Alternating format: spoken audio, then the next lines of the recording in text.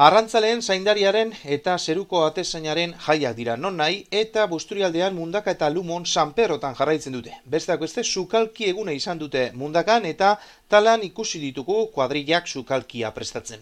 Lumon 8 tortilla aurkeztu dira tortilla txapelketara eta irabazlea 26 punturekin tipitapa tortilla izan da.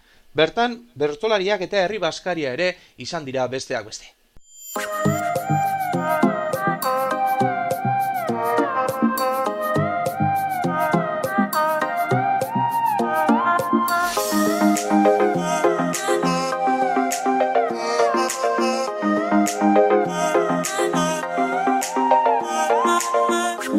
Thank you.